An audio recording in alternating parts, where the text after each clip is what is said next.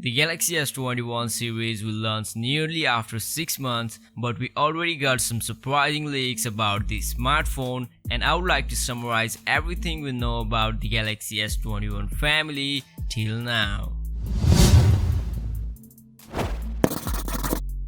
So recently we got the Geekbench benchmark score of both the Exynos 1000 and the Snapdragon 875, which literally shocked the world. Since the Snapdragon 875 scored 1159 in single and 4090 in multi-core test, while the Exynos 1000 scored 1302 in single core and 4250 in the multi-core test. If this rumor comes true, then it will be really smart move from Samsung by the huge unexpected upgrade in the Exynos chipset. The benchmark shows the Exynos 1000 will be 10% more faster than the Snapdragon 875, which is only possible if Samsung uses the Cortex-X1 Prime core in the Exynos 1000, which is 30% faster than the Cortex-A77, while the Snapdragon 875 using the custom Cortex-A78 core, which is only 20% faster than the Cortex-A77.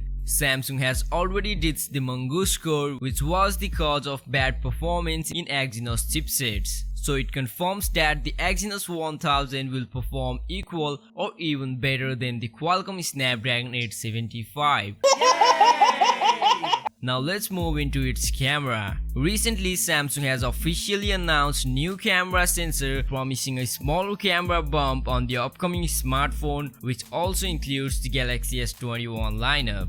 The 0.7 micrometer sensor of Samsung ISOCELL is even smaller than the 0.8 micrometer sensor which is used in their current flagships. Since it has a smaller sensor size, you might wonder how it will perform better in the low light condition. Well, by utilizing ISOCELL Plus and Smart ISO technology in low light condition, uses pixel imaging tetracell technology that enables higher light sensitivity equivalent to 1.4 micrometer pixel image sensor. So although the latest 0.7 micrometer sensor is 15% smaller compared to the 0.8 micron, the 0.7 micron camera sensor results even better low light performance. The camera bump of the both Galaxy Note 20 Ultra and S20 Ultra were huge, which all of us wanted to get rid of, and now Samsung is finally stepping to incredible camera without compromising sleeker design. Not only that, sensor also promises incredible features like it can record 4K resolution at 120 fps, which allows us to get a beautiful slow motion cinematic videos. Since none of the smartphone features 4K video recording at 120 fps, it's sure that this will be an eye-catching feature in the Galaxy S21 lineup. With that being said, the autofocus was impressively improved in the Galaxy Note 20 Ultra compared to the S20 Ultra, and now they are going for even better by offering a fast focusing to achieve sharper image also when taking pictures of a fast moving objects.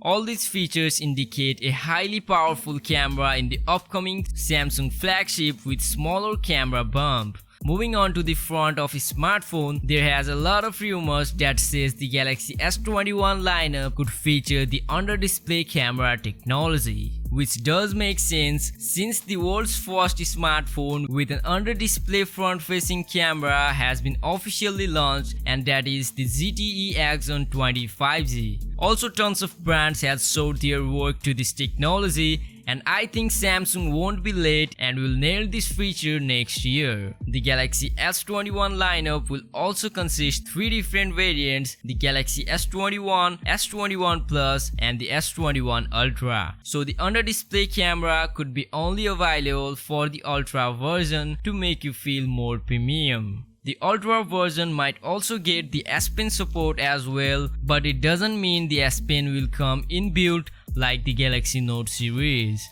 Besides the camera and processor, the batteries as well as the display has been improving tremendously over the year. So we can expect better battery life in the S21 lineup compared to its predecessor, and each variant will likely feature 120Hz adaptive refresh rate. So that's all we know about the upcoming Galaxy S21 series. Hope you enjoyed the video, and if you did, subscribe to my channel for the latest tech updates.